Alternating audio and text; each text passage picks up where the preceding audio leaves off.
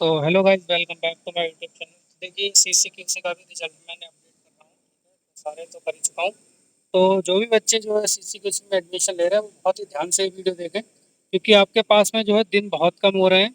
आपके 24/6/2026 को काउंसलिंग है, तो आपके पास में फीस जमा करने के लिए मतलब फीस आपको ड्राफ्ट से बनवाना है। आपको किसी भी बैंक में नहीं जमा करना है, तो ड्राफ्ट बनवाने के लिए आपके पास टाइम बहुत कम बचा हुआ है। ये सारी चीज़ें मैं पहले ही आपको बता चुका था कि आपके पास में टाइम बहुत कम मिलेगा। ठीक है, तो देखिए 17/6/2026 को रिजल्ट आया था, और आपको जो है 24/6/2026 को 10:30 बजे जो है कानपुर जो है काउंसलिंग के लिए आपको जो है पहुंचना है। तो पहले मैं आपको बता दूं, यहाँ पर जो जनरल कैटेगरी से नंबर ऑफ सीट्स 12 हैं, तो 12 लोगों के नाम जो मैं तो आपको देखिए बता देता जनरल हूँ। कैटेगरी की ठीक जो है, टोटल सीट आपके थी 10 पीयूष हो थी। गए, विनय हो गए, और इसमें अनुराग हो 10 गए, लोगों को हिमांशु हो ही गए, नाम आए आकाश हो हुए गए, हैं। ध्रुव हो गए, ठीक है, और फिर जो है आप हिमांशु लोग वर्मा नाम हो के गए, साथ साथ में रजिस्ट्रेशन हमारी नंबर मैच कर वैशाली लीजिए। शर्मा हो गई, ठीक है, मोहम्मद आपको मैं बशीर हो गए, नाम शिवम जो एक बार वर्मा, पढ़ के बताता हूँ आदर्श जिससे आपको जो और है दिक्कत नहीं हो। गिरजा। ठीक है, तो 12 कैंडिडेट हैं। 12 में जनरल में एक जो है कैंडिडेट वो रूरल में है, हिमांशु वर्मा। इन्होंने रूरल का सर्टिफिकेट जो है वो चूज किया हुआ है। ठीक है, इसके बाद में जो एसटी कैटेगरी में 2 सीटें हैं, लेकिन जो है एसटी कैटेगरी में किसी का भी नाम नहीं आया, मतलब कोई बच्चे ने एडमिशन नहीं लिया है, तो उसको एससी में ट्रांसफर कर दिया गया। ठीक है, तो एससी में टोटल सीटें आपकी 5+2 7 हो गई। तो सातों के नाम यहाँ पर दिए हैं। आपके आलोक हो गए, अगांड गौतम हो गए, आशुतोष हो गए, नीरेश हो गए, मोहित, अंकित और विशाल।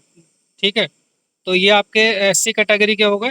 अब मैं आपको ओबीसी के दिखा रहा हूँ। तो ओबीसी में टोटल जो है कैंडिडेट की सीटें जो है 8 थी, और 8 के आठों के नाम दिए हैं आपके। गोलू हो गए, सौरभ हो गए, जानवी हो गई, और आपके देवेश हो गए, मयंक हो गए, अनुराग हो गए, नितिन हो गए, और आपके प्रिंस पाल हो गए। ठीक है, तो जिन्होंने रूरल दिया हुआ है तो उनके सामने रूरल लिखा हुआ है। तो टोटल 8 कैंडिडेट के नाम हो गए।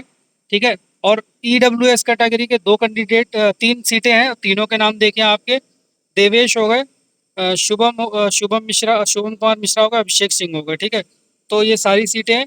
No candidate are available for consideration horizontal reservation के अंदर कोई भी कैंडिडेट नहीं आया डिफेंस और फिजिकल चेंज में। तो ये सारी सीटें हो गई आपकी। ठीक है, और इसके बाद में वेटिंग लिस्ट बहुत लंबी दे रखी है, तो वेटिंग लिस्ट वाले जो भी कैंडिडेट है अपने नाम देख लीजिए, क्योंकि वेटिंग लिस्ट जो इन्होंने सारी एक ही बार में जो है वो कर दी है। तो वेटिंग लिस्ट टोटल यहाँ पर जो है 86 कैंडिडेट की वेटिंग लिस्ट है। तो वेटिंग लिस्ट वाले भी जो है वो क्या करें, सबसे पहले मैं आपको फीस बता दे रहा हूँ, फीस आपकी कितनी रहने वाली है उसी हिसाब से मैं बताऊंगा वेटिंग लिस्ट वालों को क्या करना है। ठीक है, तो सबसे पहले यहाँ पे मैं आपको फीस दिखा दे रहा हूँ। तो पहला पॉइंट इसमें दिया है कि कैंडिडेट को 10:30 बजे जो है वो 24/6/2026 को पहुंचना है कॉलेज में, और काउंसलिंग का रूम नंबर 36 दे रखा है। ठीक है, और इसके बाद में कैंडिडेट जो सीसी के हैं उन्हें बैंक ड्राफ्ट जो है वो बनवाना पड़ेगा। ठीक है, तो आपके पास में आज से ही आप जो है टाइम लगा लीजिए। तो बैंक ड्राफ्ट जो है आपको बैंक से जो है ड्राफ्ट बनवाने। ड्राफ्ट में कौन कौन से बनवाने? गवर्नमेंट की फीस SC एस्टा की जो है 10,100 है, और अदर देन की आपकी 13,300 है। और ये ड्राफ्ट आपको डायरेक्टर नेशनल कानपुर इंस्टीट्यूट पे बनवाना है। और इसके बाद में हॉस्टल फीस दोनों की सेम सेम है, 24,700। और ये आपको बनवाना है hostel warden national sugar institute Kanpur. ठीक है, और CSA मनी जो है दोनों की सेम है 4800, और आपकी caution money and alumni fees जो है वो भी 2100 है। तो टोटल अगर देखी जाए तो SC ST की है 41,700, और आपकी अदर देन जो है आपकी 44,900 है।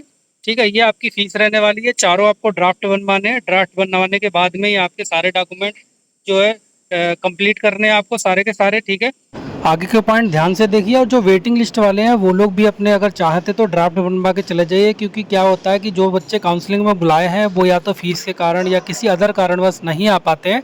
तो जो वेटिंग लिस्ट वाले बैठे होते हैं, सारे डॉक्यूमेंट्स अगर उनके कंप्लीट है तो उनको चांस दिया जाता है, उनको हैंड टू हैंड एडमिशन दे दिया जाता है। ठीक, अगर नहीं होता है तो आपका जो है फीस वो वापसी हो जाती है। ठीक है, था इंपॉर्टेंट पॉइंट दिया कि डॉक्यूमेंट्स आपको जो है फीस जो है आप जब जब बैंक ड्राफ्ट जमा कर देंगे तभी आपके डॉक्यूमेंट जो है वो वेरीफाई होंगे। तो पांचवा पॉइंट मोस्ट इम्पॉर्टेंट पॉइंट ये है कि आपके पास में सारे ईयर के रिजल्ट की मार्कशीट की फ़ोटोकॉपी और ओरिजिनल होनी चाहिए।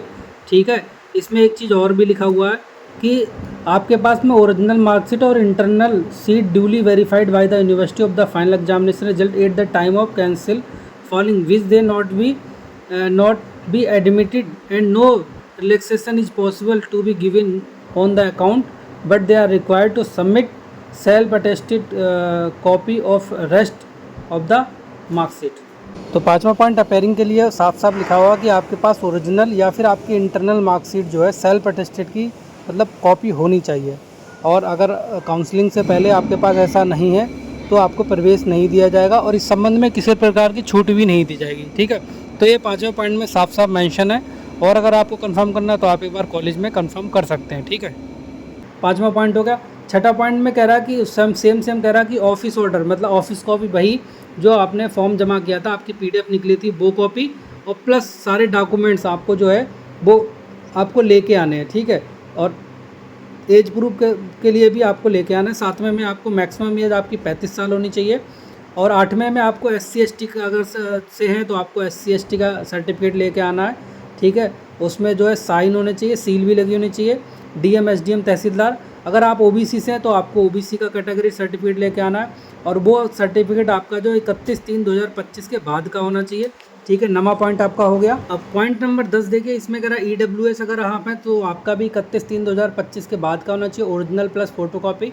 और 11वां कह रहा है कि जो रूरल सर्टिफिकेट कैटेगरी जिन्होंने भरा था, ठीक है, और उन जो वेबसाइट पे जैसा ये फॉर्मेट दिया था वो फॉर्मेट में आपको जो है रूरल सर्टिफिकेट कैटेगरी आपके पास होना चाहिए।